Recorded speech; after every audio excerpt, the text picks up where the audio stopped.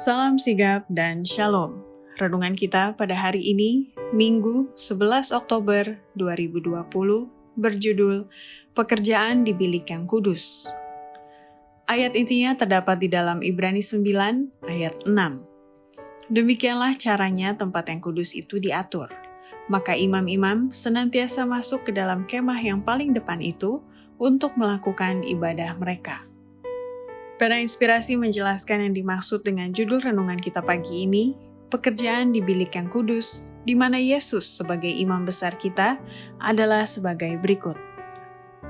Pertama, di bilik yang kudus, darah binatang yang disembelih dipindahkan secara simbolis ke tempat kudus. Tapi dalam beberapa kasus, ada juga darah yang tidak dibawa ke bilik yang suci. Tapi kedua upacara ini sama-sama melambangkan pemindahan dosa dari orang berdosa kepada tempat kudus. Dengan upacara ini, dosa-dosa melalui darah dipindahkan secara simbolis ke tempat kudus. Dalam beberapa kasus, darah tidak dibawa ke bilik yang suci, tetapi dagingnya kemudian akan dimakan oleh imam, sebagaimana Musa memberi petunjuk kepada anak-anak Harun dengan mengatakan, Tuhan memberikan kepadamu supaya kamu mengangkut kesalahan umat. Imamat 10 ayat 17. Kedua upacara ini sama-sama melambangkan pemindahan dosa dari orang berdosa kepada tempat kudus.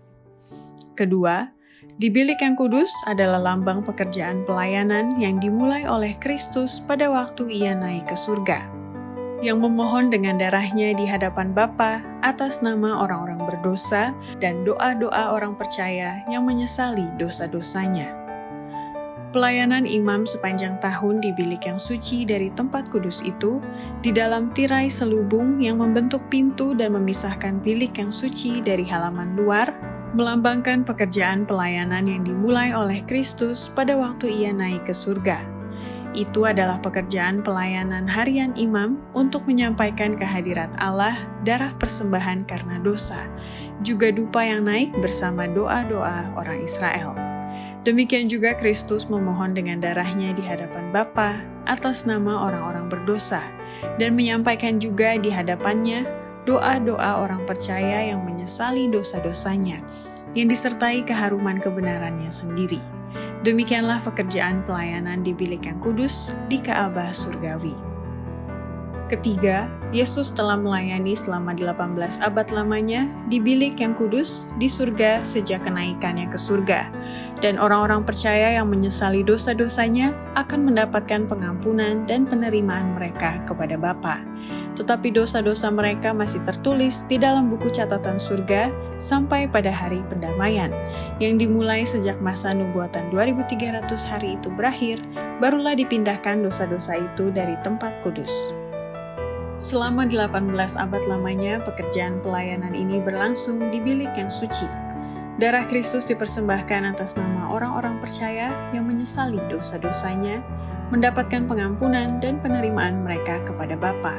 Namun, dosa-dosa mereka masih tertulis di dalam buku catatan. Sebagaimana dalam upacara lambang, ada pekerjaan pendamaian pada akhir tahun. Demikian juga sebelum pekerjaan Kristus untuk menebus manusia diselesaikan, ada pekerjaan pendamaian untuk memindahkan dosa-dosa dari tempat kudus. Inilah upacara yang telah dimulai pada waktu masa 2300 hari itu berakhir.